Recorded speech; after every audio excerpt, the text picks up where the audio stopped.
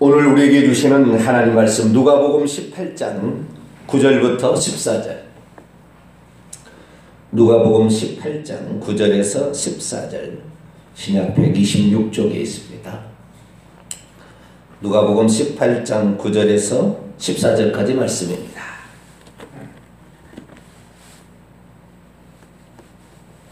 다 찾으셨으면 한 절씩 교독하시도록 합니다. 또 자기를 의롭다고 믿고 다른 사람을 멸시하는 자들에게 이 비유로 말씀하시되, 두 사람이 기도하러 성전에 올라가니 하나는 바리새인이요 하나는 세리라. 바리새인은 서서 따로 기도하여 이르되, 하나님이여, 나는 다른 사람들 곧 토색불이 간음을 하는 자들과 같이 아니하고 이 세리와도 같이 아니함을 감사하나이다. 나는 일에 두 번씩 금식하고 소득에 11조를 드리나이다. 세리는 멀리 서서 감히 눈을 들어 하늘을 쳐다보지도 못하고 다만 가슴을 치며 이르되, 하나님이여, 불쌍히 여기소서, 나는 죄인으로소이다 하였느니라. 내가 너희에게 이르노니 이에 저 바리새인이 아니고 이 사람이 의롭다 하심을 받고 그의 집으로 내려갔느니라.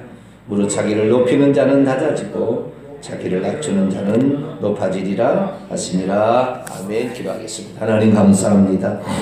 오늘도 저희들을 사랑하여 주셔서 이 새벽 고요한 시간 주님과 함께하게 하시니 감사를 드립니다. 하나님이 우리의 모든 정결함의 시작이요, 우리의 삶의 깨끗함의 거룩함의 시작인 줄로 믿습니다. 주의 피로 우리의 죄가 씻겨지고 죄된 본성이 날마다 없어져야 우리가 그리스도를 닮은 자 될 수가 있사오니, 주님, 주님의 말씀으로 우리의 영혼을 정결케 하여 주시고 우리의 삶이 예수님만 닮아가게 도와주옵소서. 이 시간도 주의 말씀을 듣고자 합니다. 하나님, 저희들에게 말씀하여 주시옵소서. 우리 주 예수 그리스도의 이름으로 기도하옵나이다. 아멘. 할렐루야. 오늘도 귀한 날 주신 하나님께 감사를 드립니다. 하나님은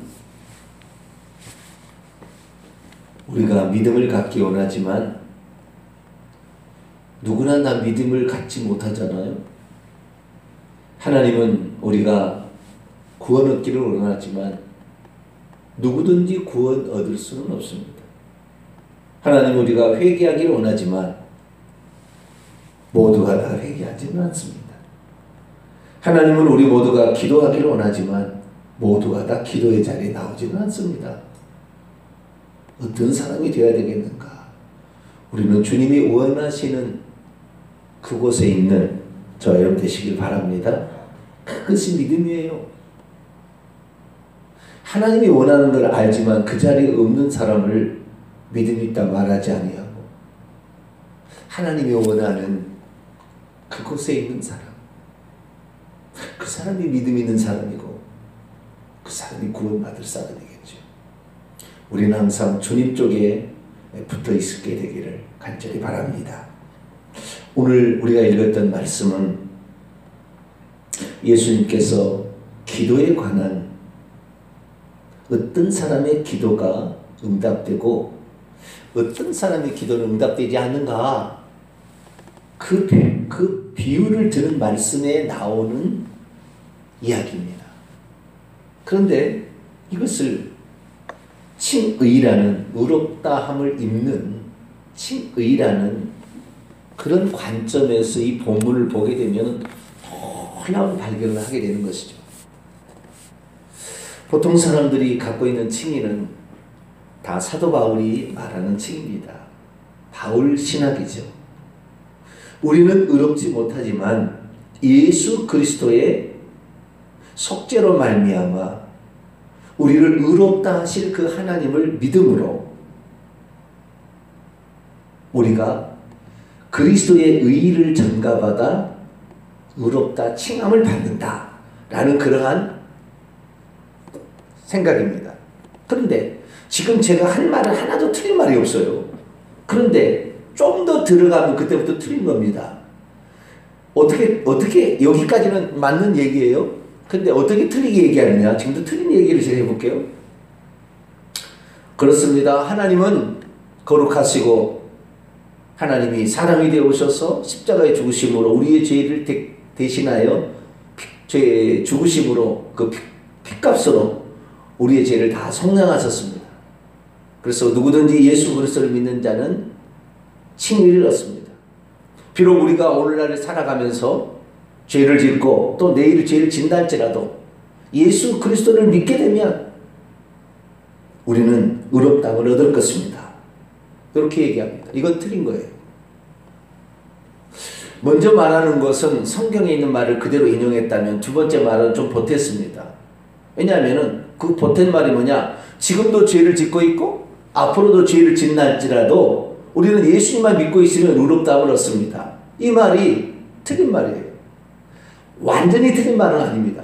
그러나 이 의도가 내가 현재 죄를 짓는다 할지라도 나는 구원받을 것이다.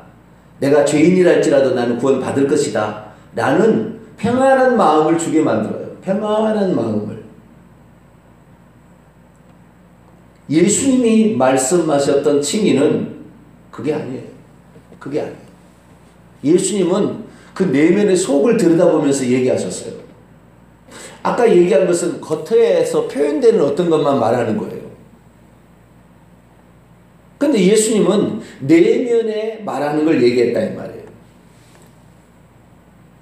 그것이 오늘 비유에 나오는 거예요. 그러니까 예수님 말하는 칭의를 정확히 알아야 사도 바울이 그런 얘기를 했던 것을 이해를 하고 그 사도 바울이 얘기했던 것을 통하여 예수님의 하신 말씀을 더 확실히 믿게 되는 그러한 말씀으로 작용해야 되는데 우리가 현재 알고 있는 칭의는 예수님의 말씀은 제쳐놓고 전능자께서 하신 말씀은 제쳐놓고 바울이 한 얘기만을 끌어다가 확대 해석함으로 말미암아 우리로 하여금 진정한 칭의를 받지 못하게 만들어버린 것입니다.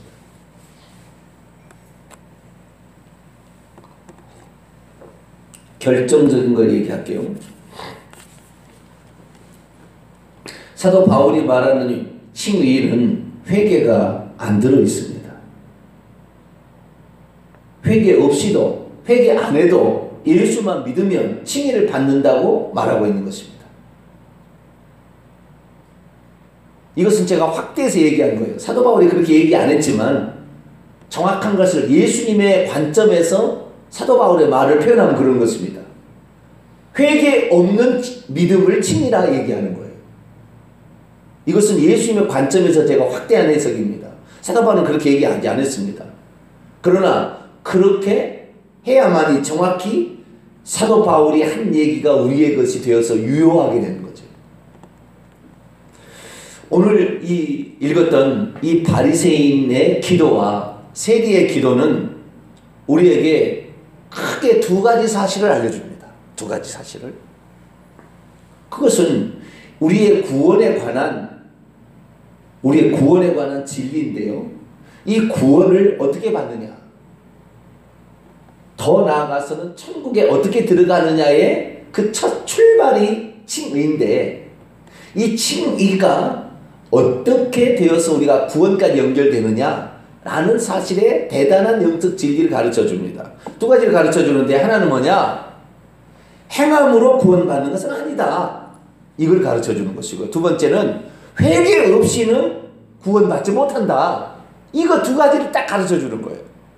바리새인의 기도를 통해 우리에게는 행함이 있다고 구원을 받을 수 있는 거 아니다. 행함을 받는다고 칭의를 통한 구원을 얻는 게 아니다 이 말이에요. 두 번째 이 세리의 기도는 회개 없이는 믿음만 가지고 구원받을 수 없다. 이것을 가르쳐 주는 겁니다. 정확히 이 두 가지 사실을 가르쳐 줘요. 우리는 예수님의 말씀이 진리인 줄 믿어야 합니다. 할렐루야. 주님의 가르쳐주신 말씀을 정확히 알아들어야 돼요. 만약에 주님이 가르쳐준 그 말씀을 우리가 깨닫지 못한다고 한다면 우리는 틀림없이 구원받지 못해요. 틀림없이 구원받지 못해요. 그래서 예수님께서 뭐라고 얘기했는가 그것을 알아야 되는데 어떤 사람은 그럽니다. 구원을 받으려면 믿음과 행함이 있어야 합니다. 이건 잘못된 거예요. 어떤 사람은 오직 믿음입니다. 이것도 잘못된 거예요. 구원은 믿음과 회개로 받는 겁니다. 할렐루야. 이 두 가지가 있어야 되는 거예요. 이게 머리에 아주 박혀버려야 돼요.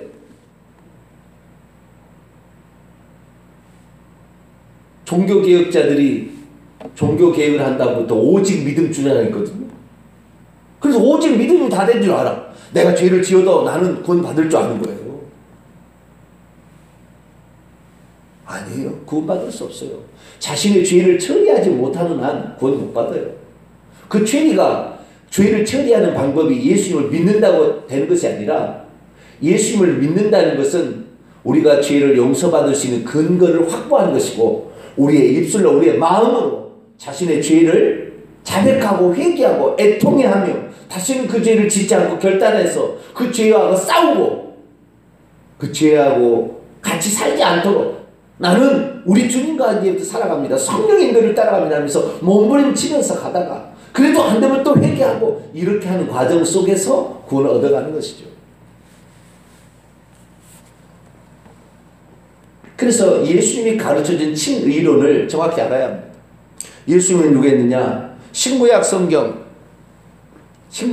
가운데, 구약에는 하나님이 여호와로 나타나셨지만 신약에는 예수님 아닙니까? 근데 그 신구약 성경에서 단 한 사람만 너는 의롭다고 칭함을 받았다, 의롭다함을 얻었다, 너는 의로운 자다 라고 칭해준 한 사람이 있는 거예요. 물론 구원을 받았다고 너는 구원을 받았다고 얘기한 게 있어요. 그런 사람들 오른편 강도는 내가 나고네 있으리라고 그랬죠. 그 사람은 구원 받겠다는 거잖아요. 네가 오늘 나와 함께 나가리 있으라고. 그 다음에 누가복음 19장에 나와 있는 세리장 삭개오는 이 집에 오늘 구원이 이르렀다. 만약 그날 죽었다면 그 세리장 삭개오는 구원 받을 수 있겠죠. 아시겠죠? 그건 구원에 관한 얘기고, 칭의, 구원의 첫 출발점. 이 칭의를 통하여 이 사람은 확실히 구원으로 갈 만한 사람이다라는 것을 인정해 준 사람 한 사람이에요. 이 사람이에요. 이 세리.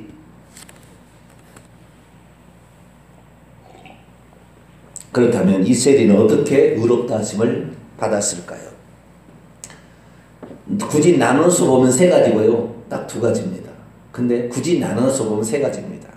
자, 13절입니다. 어제의 말씀에 이어서 지금 하는 것입니다. 13절에 있습니다. 시작. 세리는 멀리 서서 감히 눈을 들어 하늘을 쳐다보지도 못하고 다만 가슴을 치며 이르되 하나님이여 불쌍히 여기소서 나는 죄인으로소이다 하였느니라. 아멘. 뒤에 그 기도의 내용이 있지 않습니까? 하나님이여 불쌍히 여기소서 나는 죄인으로소이다 라는 그 말씀은 약간 의역이에요. 약간 의역. 직역은 아닙니다. 직역으로 이것을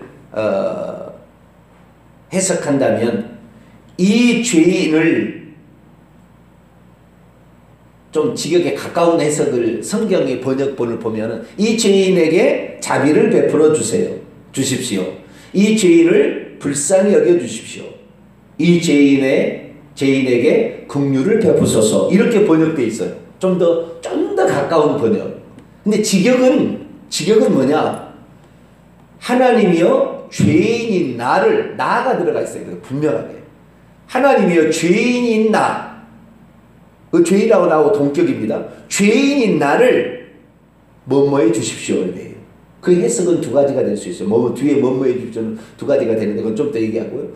하나님 죄인인 나를 이렇게 해 주십시오 라고 말하고 있는 것이 분명한 해석입니다. 직역입니다. 자, 그렇다고 한다면 이 사람이 칭의를 받았던 이유는 뭡니까? 첫째, 그 사람의 겸손함의 자세가 처음부터 끝까지 계속 있어요. 하나님 앞에 가는데 성전 가까이도 가지 못해요. 죄송해서, 미안해서, 부끄러워서 멀리서 성전에 멀리 있었어요. 그 다음에 감히 하늘을 우러러 쳐다보지도 못했어요. 내가 죄인인데 어떻게 하나님을 감히 쳐다보느냐. 오늘날 그리스도인들요, 지금 종교개혁 이후에 나온 모든 사람들 오직 믿음만 있으면 당당해? 나는 구원 받을 수 없을 거래. 당당해요? 그리고 구원의 확신을 가져야 된대. 구원의 확신을 못 가지면 너는 믿음이 없어? 구원의 확신을 가져야 된대. 당당해. 그 당당함이 어디에 있냐면은 오직 믿음이라는 말에 속아버린 거예요. 성경에는 오직 믿음이라는 말이 존재하지 않습니다. 없습니다. 그런데 루터가 그런 기치를 내걸었죠. 오직 믿음이다. 왜냐하면 중세시대 행함으로 구원을 받는다니까 아니야. 믿음으로 구원을 받는다는 상황적 진리로서 나온 거죠. 오직 믿음이다. 그런데 성경은 오직 믿음이 없어요. 그리고 오직 믿음에 너무 취해버렸어요. 그래가지고 나는 행함이 없어도 나는 지금 죄 짓고 살아도 나는 구원을 받아. 나는 칭의를 얻었으니 나는 구원을 받아. 이렇게 생각해버린 거죠. 한 걸음 더 나아가 루터 다음의 종교개혁자 26년 후에 태어난 칼빈이 예정론을 들어가 버렸어요. 내가 오늘 예수 그리스도를 믿게 된 것은 만세 전에 하나님이 나를 믿게 하려고 예정되어서 나를 불러냈기 때문에 내가 교회 나와서 예수 믿는 것은 만세 전에 하나님이 나를 구원하기로 선택한 거야 라는 생각에 또 빠져. 이것이 성경에 없는 말입니다. 그런 말이 성경에 없어요. 근데 속은 거예요. 예수님이 단 한 번도 예정에 관해 얘기한 적이 없어요. 근데 칼빈이 속은 거예요. 루터와 칼빈, 오직 믿음, 만세전 예정. 이것에 딱 종교개혁자들의 얘기에 딱 취해버리면 그 다음부터는 겸손한 자세 없어도 돼요. 이 믿음만 있으면 되는 거라니까. 믿음만. 이렇게 착하게 버렸다니까요. 죄를 짓고도 자신을 죄인이라고 인정하지 않아요. 하나님 앞에 부끄럽고 죄송하고 미안한 마음의 태도가 없어요. 아주 당당합니다. 그러다 보니까 나중에는요, 어떻게 되냐면은 교회에서 목사를 막 잡고 멱살을 잡고 흔들어 버려요. 교회 와서 피켓을 들고 뭐해요? 미쳤어요. 그 자손이 어떻게 되려고 그러는데, 그 자기 영혼이 어떻게 되려고 그러는데, 하나님이 용서해 줄 죄가 있고요, 용서 못 해줄 죄가 있어요. 대부분 용서 못 받습니다. 그런 사람. 웬만해가지고는. 목사가 잘못되면 피켓 들 것이 아니라 회개하셔야 되고, 대신 목사는 엄청나게 벌 받을 겁니다. 그건 분명한 사실이고요. 목사를 끄집어내서, 단에서 끄집어내서 내팽개칠 것이 아니라 자신의 죄를 용서해달라고. 우리가 세대가 이렇게 됐다고 그런 믿음으로 나와야 되는데 그렇지 못해. 아주 자기가 얼마나 당당. 그런데요, 하나님이 그 사람을 데려다가 그러면 너 7시간 다 조사해보자. 10분 단위로 한번 조사해보자. 죄 없을 사람 있겠어요? 없어요. 그런데 오늘날 이게 한국 지금 상황이 미쳤어요. 미치게 돌아가는 거예요. 미치게 돌아가는 거예요. 그렇게 하면 안 돼요.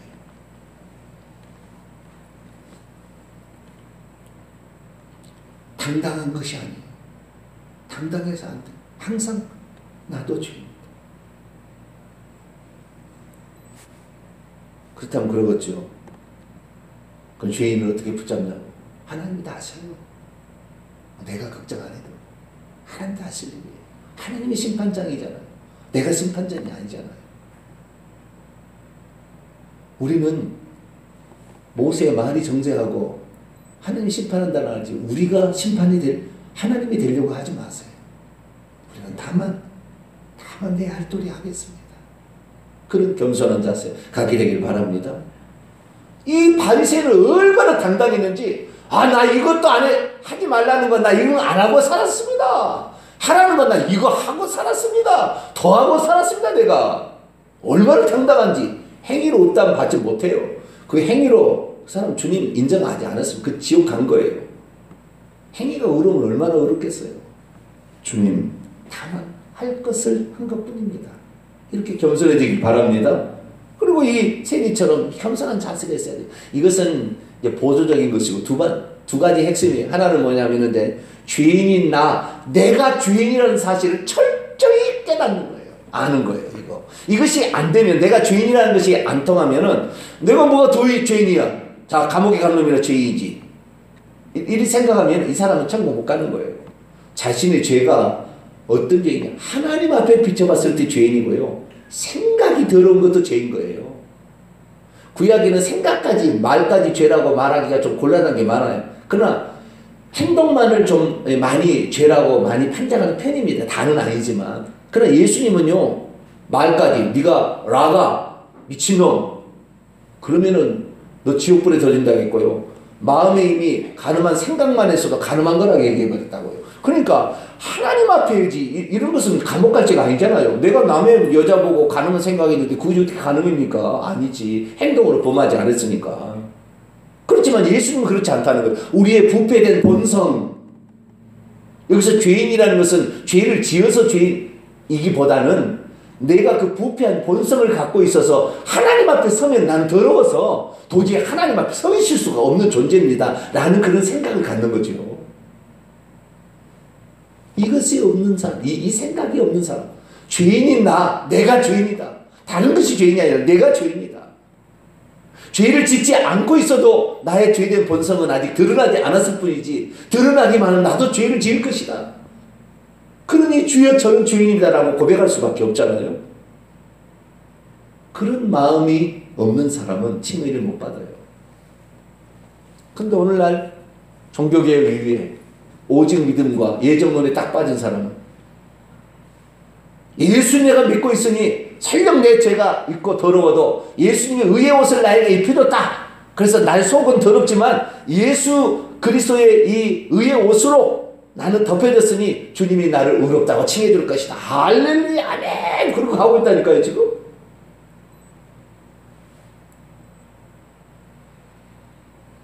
속는 겁니다. 우리 주님이 가르쳐준 칭의는 자신이 죄인인 것을 철저히 깨닫는 자입니다. 할렐루야. 그리고 하나님 앞에 죄송합니다 라는 모습으로 겸손히 나와야 돼요. 세 번째, 크게 세 번째. 그리고 두 번째는 뭐냐, 나를 불쌍히 여기소서라는 말이 있잖아요. 우리 개혁성경에는 불쌍히 여기소서. 이건 불쌍히 여기소서라는 것은 현대인의 성경이나 쉬운 성경, 바른 성경, 쉬운 직역 성경, 그 다음에 카톨릭 성경은 다 불쌍히 여겨주세요 이렇게 되어 있다고요. 근데 똑같은 말인데 자비를 베풀어 주세요 이렇게 번역한 데도 있습니다. 공동번역, 표준 세번역, 우리말 성경, 킹제임스 성경, 현대어 성경, 한글 킹제임스 성경, 표준 세번역 개정, 고영민 헬라어 직역 성경 이런 데 보면은 자비를 베풀어 주세요 되어 있습니다. 너그러이 용서해 주세요 그런 말이겠죠. 긍휼을 베푸소서 이렇게 번역한 데도 있습니다. 킹제임스 완역판, 킹제임스 흠전역은 긍휼을 베풀어 주소서. 근데 이 단어가 원뜻이 뭐냐? 여기 아주 중요한 뜻이 있었어요. 제가 깜짝 놀랐어요. 그냥 나는 죄인입니다 불쌍히 여기주세요 그 정도 수준이 아니었어요. 자, 제가 아까 구원은 뭘로 받는다고 정답이 뭐라고 했죠? 믿음과 회개라고 그랬죠. 회개와 믿음이라고 그랬잖아요. 만약에 불쌍히 여겨주소서라는 말만 했다고 한다면 그것은 믿음이 필요 없습니다. 믿음의 차원이 아니라 기도의 차원이에요. 기도의 차원. 믿음이 거기에 들어간 표현이 아니에요. 그 표현은. 우리는 칭의도 믿음과 회개로 받는다 이 말이에요. 아시겠죠? 그것이 궁극적으로 완성이 되면은 천국에 들어가는 것이고 그걸 전체적으로 표현하면 구원이죠. 칭의는 시작이고. 그런데 이 단어의 원문을 보면 힐라스코마이라는 헬라어 헬라어 단어를 쓰고 있습니다. 힐라스코마이. 힐라스코마이라는 이 단어를 정확히 이해하면은 앞에 약간 자세와 그 다음에 죄인인 나 이렇게 할 때는 벌써 그 사람이 회개를 전제하는 거잖아요. 그잖아요. 그것은 회개하는 것이 회개해야 칭의도 받는다 그런 말이고 그 다음에 나를 불쌍히 여겨주세요라는 말은 믿음이 있어야 된다는 말인데 나를 불쌍히 여기소서라고만 해석해버리면 믿음이 그렇게 필요치 않아요. 근데 힐라스코마이, 힐라라는 요 단어가 들어가면 속죄, 화해, 그 다음에 대속, 속량, 이런 말이 들어가는 단어입니다. 그 근본 뜻이, 아시겠지? 그 안에 뜻이. 그러니까 이 힐라스코마이, 그 다음에 아이라고 이렇게 동사가 나가는 게 있는데, 이것은 중간태 동사예요. 중간태 동사라는 것은 그 행동이 자기를 위하여 다시 돌아와서 자기에게 또 혜택을 베푸는 그런 건데요. 중간태가 넘어가면은 좀 그렇고요. 어쨌든 힐라스코마이, 힐라라는 이 단어가 들어가면은 속죄해 주세요라는 말이에요. 그러니까 제가 지금까지 헬라어 성경 이렇게 모든 성경을 제가 다 살펴봤는데, 아니 헬라가 아니라 한글 성경을 다 살펴봤는데, 죄인인 나에게 속죄를 베풀어 주십시오라고 번역한 것은 한 개. 그것은 저기 천안에 있는 박향규 목사님이라고 성경을 정말 직역한 분이 있어요. 사복음서밖에 안 나왔는데 저는 그분을 만나보고 왔는데 그분이 그렇게 번역했어요. 죄인인 죄인이 나에게 속죄를 베풀어 주십시오. 이렇게 번역했어요. 정확한 번역. 왜 그걸 알 수 있느냐? 힐라스코마이라는 동사가 신약 성경에 단 2번밖에 안 나와요. 단 2번밖에. 근데 어디 나오느냐? 오늘 본문 누가복음 18장 13절에 한 번 나와요. 또 한 번 더 나와요. 여기에 뭐라고 번역했는지 볼까요? 히브리서 2장 17절.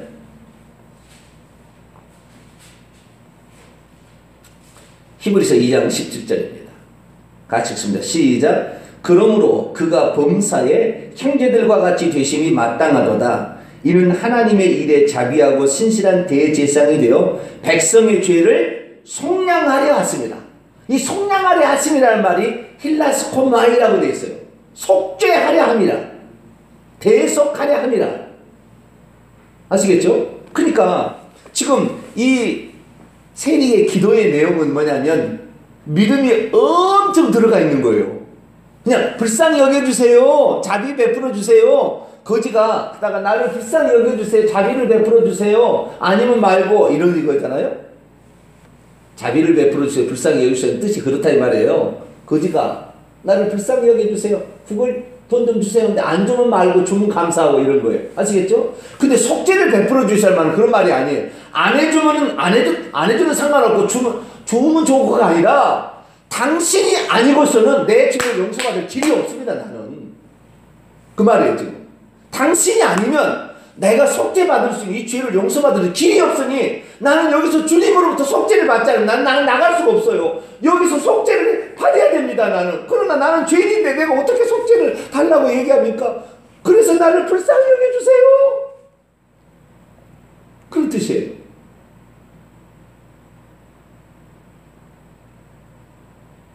예수님의 그 말씀의 원문을 정확히 해석하면 지금 오늘날의 우리 그리스도인들이 바울의 칭의론, 우리는 더러워도 예수님만 믿고 있으면 우리는 의로워진다. 내가 참 욕을 하고 싶어요. 그렇게 믿고 있는 사람. 가짜예요, 가짜. 그 칭의 아니에요. 그렇게 해서 칭의 받는 거 아니에요. 당신의 속죄, 당신의 피, 당신의 대속으로 말미암아 우리의 죄가 내 죄가 용서될 수 있는 유일한 길은 당신밖에 없어요. 예수님 당신밖에 없어요. 하나님 당신밖에 없어요. 하나님이 나의 죄를 용서해 주지 않는다면 나는 어디 가서 용서받을 수 있는 길이 없어요. 오직 하나님이 나의 죄를 용서해 주세요. 그런데 나를 잡으시니까 내가 죄인이요. 앞으로도 이 세리는 죄를 또 질 거예요. 안 진다고 보장이 안 됐다니까. 이 친구가 세리가 그동안 죄 지은 게 있는데 동료들이 다 똑같이 죄 짓고 있는데 자기만 술 안 먹는다 할 수 없잖아요. 근데 자기는 또 죄 지을 수 있을 것도 같고 또 진짜 죄인이고 그런데 주님이 아니고서는 속죄받을 수 없다고 생각하니 주여 여기 자기 가슴을 치면하는 말씀을 보면 미완료 아직 완료가 안 된 거예요. 계속해서 가슴을 어떻게 할 길이 없잖아요. 주님 그런 말이잖아요. 주님 나 어떻게 할 수가 없잖아. 당신이 속죄해 주지 않으면 나는 속죄를 받을 수 없는데 그렇다고 나를 죄를 안 진다고 포장할 수 없는 일이니 이거 어떡합니까? 불쌍히 여겨주세요. 이게 말이에요. 말이 그러니까 이 힐라스코마이라는 단어는 아주 믿음이 하나님 아니고서 속죄가 안 된다는 믿음이 들어간 상태의 말입니다. 그런데 보통 번역은 뭐예요? 불쌍히 여겨주소서. 안 불쌍히 여기면 뭐 상관없고 불쌍히 여겨주면 고맙죠. 거지가 구걸하듯이 그런 게 아닙니다. 우리의 성향은 예수 그리스도 당신뿐입니다. 할렐루야. 우리의 구원자는 나를 구원할 바는 하나님으로서 사람이 되신 오직 예수 그리스도. 할렐루야. 그것을 온전히 믿는 자가 또 겸손히 자신의 죄를 고백하고 죄인인 걸 시인해야 믿음과 이 회개가 있어야 칭의가 주어진다 이 말이에요. 할렐루야. 우리에게 부족한 점이 뭐였냐면요, 오직 주님에 대한 그 속죄는 당신뿐이라는 절대적인 이 믿음이 좀 부족한 것 같고 칭의를 받는데, 이것보다 더 중요한 건 뭐예요? 자세가 틀렸어요. 포부가 당당해. 자신이 죄인인 걸 인정하지 않아. 대부분 이거 아닙니다. 만세진의 선택에서 내가 칭의를 받는 게 아니라 내가 죄인임을 깨닫고 철저히 깨닫고 자기 가슴을 치며 하나님께 용서를 구하고 주님만이 나의 속죄, 유일하신 나를 속죄해 줄 뿐입니다 라는 그 믿음을 표현할 때, 그리고 불쌍히 여겨달라고 주님께만 간구할 때, 이때 칭의가 주어진다는 예수님의 칭의를 온전히 받아들이시고 이 칭의의 일각의 사랑으로 말미암아 칭의를 받는 저와 여러분 되시기를 간절히 바랍니다. 거룩하신 하나님, 오늘 칭의에 대해서, 예수님이 가르쳐준 칭의에 대해서 확실히 깨닫게 하시니 감사를 드립니다. 우리가 이 칭의를 받기 위하여 오늘도 예수님의 가르침에 따라 살게 주옵소서. 우리 주 예수 그리스도의 이름으로 기도하옵나이다. 아멘. 하늘에 계신 우리 아버지여, 이름이 거룩히 여김을 받으시오며 나라 임하옵시며 뜻이 하늘에서 이룬 것 같이 땅에서도 이루어지이다. 오늘날 우리에게 일용할 양식을 주옵시고 우리가 우리에게 죄진 자를 사하여 준 것 같이 우리 죄를 사하여 주옵시고 우리를 시험에 들게 하지 마옵시고 다만 악에서 구하옵소서. 대개 나라와 권세와 영광이 아버지께 영원히 있사옵나이다. 아멘.